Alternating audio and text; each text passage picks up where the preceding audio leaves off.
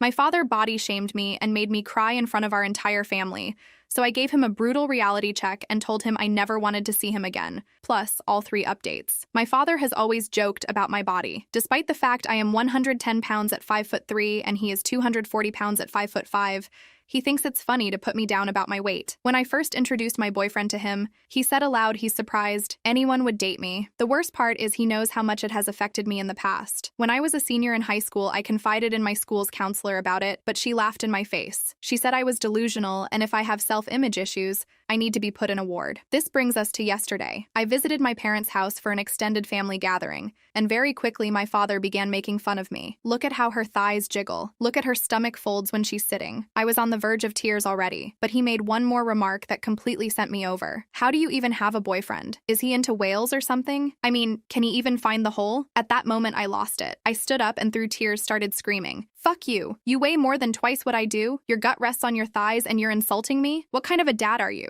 I hate you. He looked around stunned with his mouth agape, then finally responded with, excuse me, I am your father. You will respect me. If not for me, you wouldn't be alive right now. I was crying by this point and asked him what he gets out of humiliating his own daughter in front of people. Instead of taking any form of accountability, he just brushed me off. He told me he was only joking and I need to stop being so serious, that I can't help my body turned out the way it did. He then once again told me to stop being dramatic and accept that it's a joke. I ended up leaving the house right away. I drove home with tears streaming down my face. By the time I got back to the apartment, my boyfriend could tell right away that something was wrong. He asked me what happened, and I just broke down. I told him everything. How my father had humiliated me in front of the whole family, how he kept making fun of my weight, and how he said that disgusting thing about him being into whales. My boyfriend's face turned red with anger as I kept talking, and I could see his fists clenching. I've never seen him so furious. He hugged me tightly and told me over and over again that I didn't deserve any of that my dad was completely out of line, and that I was perfect just the way I was. It felt good to be held, but the pain of what happened still stung. He pulled back and looked me in the eyes. I can't believe he'd say that to you. How could he be so cruel? You're beautiful, and you deserve so much better than this. I could tell he was barely keeping it together. I want to talk to him. He can't keep treating you like this. I shook my head, wiping away my tears. No, please don't. It'll only make things worse. He won't listen to you, and I don't want to create more drama. I just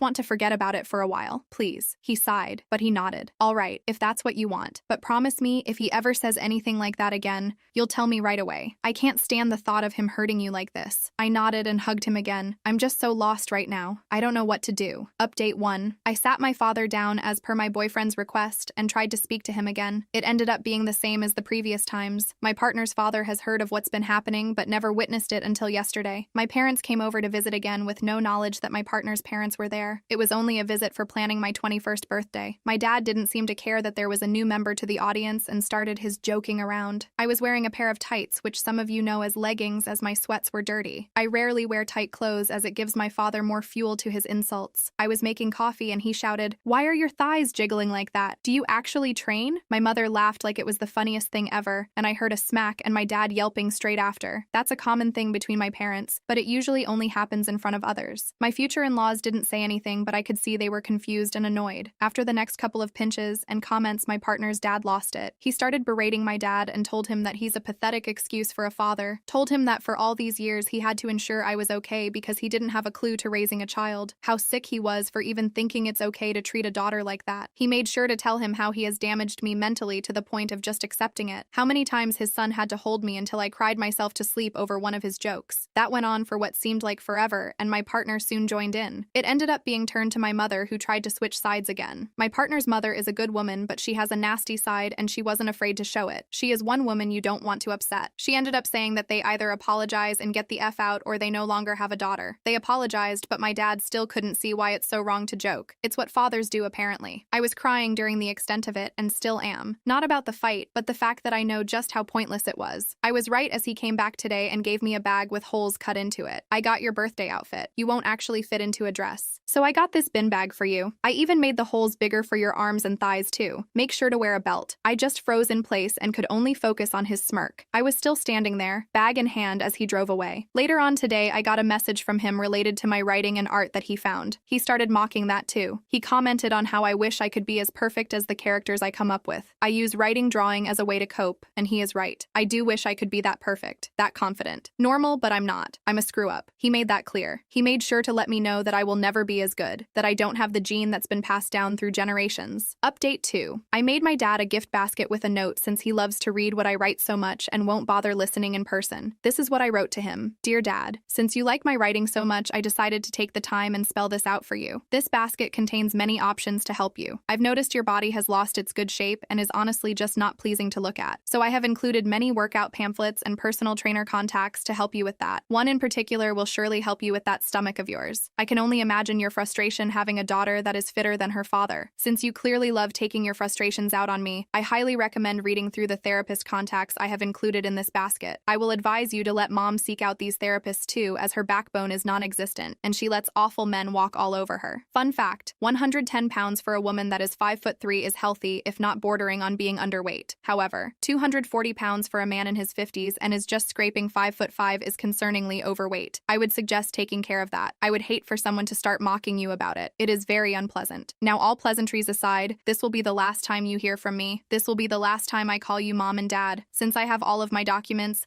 I no longer need to converse with you. Your names have been taken off the guest list for my 21st that you so graciously refused to help pay for. If you do show up, I will have police escort you off the premises. If you show up at my new house or merely follow me to the store, it will result in the police being called. If you continue this behavior, I will file a restraining order against both of you. If you would like a reason for this, you will have to find it yourself. It is quite obvious, but since you are so focused on damaging me into submission, I fear you will never understand. That is not my problem. Yes, you did bring me into this world, but you are not my parents. I have a family, and you will never be a part of it. Please do take my advice and seek help. This is not a joke, Dad. Yours truly. I know that the note was rushed and short, but it was all I was capable of writing. My aunt's phone has been blowing up, but she has ignored and blocked their numbers. She has even made sure to let the rest of our family know what has happened and why. As far as I know, they have been getting berated and disowned. I can't help but feel a little bit of pride. Update 3. After sending the letter, I felt a mix of relief and anxiety. Part of me was proud for finally standing up to them, but another part was scared of what they might do next. A few days went by with silence from their end, and I thought maybe they'd finally gotten the message. Well, the day of my 21st birthday party came around,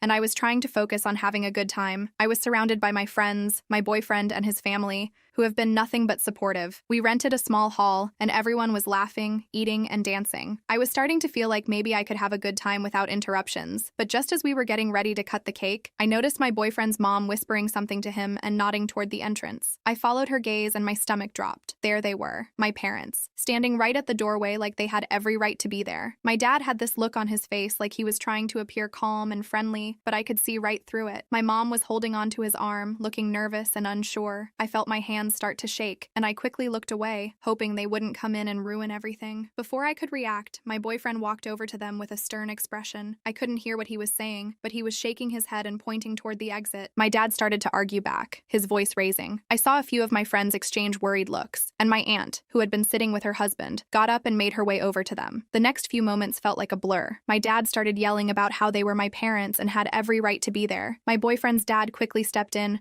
trying to defuse the situation, but my dad just kept getting louder, insisting that they had come to apologize and that I was being ungrateful. By this point, everyone at the party was watching, and I felt like I was going to be sick. I saw my boyfriend's mom pull out her phone, and within minutes, 2 security guards walked into the hall. They must have been nearby because they arrived so fast. One of them approached my dad, trying to calm him down and explain that he was causing a disturbance and had to leave. My dad, of course, wouldn't have any of it and started ranting about how they had no right to remove him from his own daughter's birthday party. The security remained calm and repeated that if he didn't leave voluntarily, they would have to escort him out. My mom, who had been quiet the whole time, suddenly started crying, begging them to let them stay, saying they just wanted to talk to me and make things right. But it was too late for that. The damage had been done. The security gave them one last warning, and when my dad still refused to leave, they took him by the arm and led him out of the hall. I could feel everyone's eyes on me, and I just wanted to disappear. I could see the pity in some of their faces, and that made it even worse. My boyfriend came back over to me, wrapping his arms around me and whispering that it was going to be okay, that I didn't have to worry about them anymore. But the night was already ruined. I tried to smile and enjoy the rest of the party,